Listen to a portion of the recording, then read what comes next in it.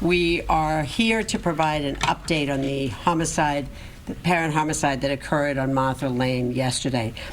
Many of you know that late last night I was here to ask law enforcement and members of the public to be on the lookout for Arjun Aravind, who's 17 years old. He was at that point, when I spoke with you, unaccounted for following the death of several of his family members inside the Acton home. So most importantly, early this morning, Arjun was taken into custody, and there is, at present, no continuing threat to the public. I can provide you with some details with respect to what happened yesterday and what happened this morning. This is clearly a very active investigation.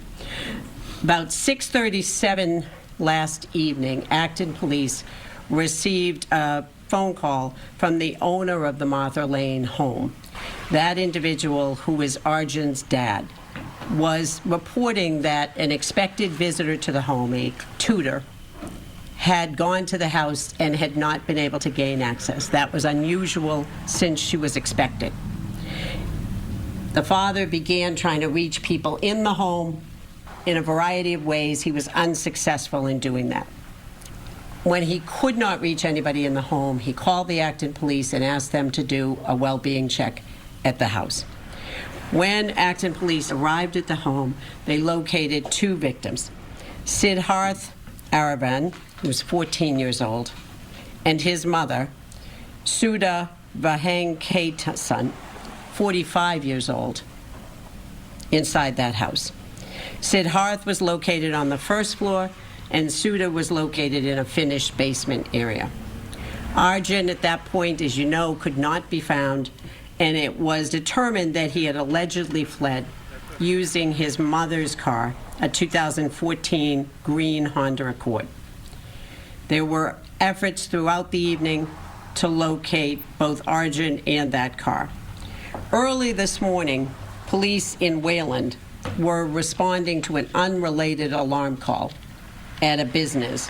When they went into the parking lot on Andrew Avenue, they located that vehicle, which they knew about because of the bolo that had be on the lookout that had been sent out. So they recognized that license plate. And Arjun was inside that car.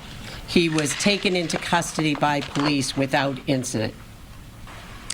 The investigation has so far shown that Arjun had recently been demonstrating some concerning behavior, including using the internet and ChatGPT to make searches for theoretical ideas or fantasy stories regarding the killing of his family.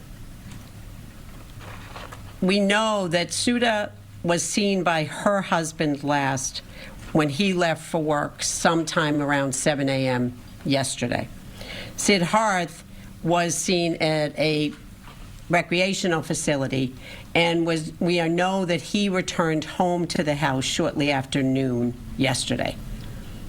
So the deaths occurred in that particular fairly large window between when dad leaves the home with respect to the mom. That's the last time she is seen, and we know that Siddharth is seen the last time around noontime yesterday when he returns from a recreational activity. Both victims were suffering from obvious trauma, but the exact cause is still pending. We are waiting on a ruling from the Office of the Chief Medical Examiner. We are also waiting as well, and will be coupled with that finding, on the use of weapons or a weapon or weapons. As a result of what we have learned to date, Arjun Aravind has been charged with 2 counts of murder, 2 counts of assault and battery on a family or household member, 2 counts of assault and battery, use of a vehicle without authority, and theft of a motor vehicle. He will be arraigned on the use without authority and the theft of the motor vehicle this afternoon at Lowell Juvenile Court. That's a closed proceeding. Since the juvenile court does not have jurisdiction over the murder charge, he will be arraigned on the murder and the other charges we expect tomorrow in the Concord District Court. That is a summary of where we are right now.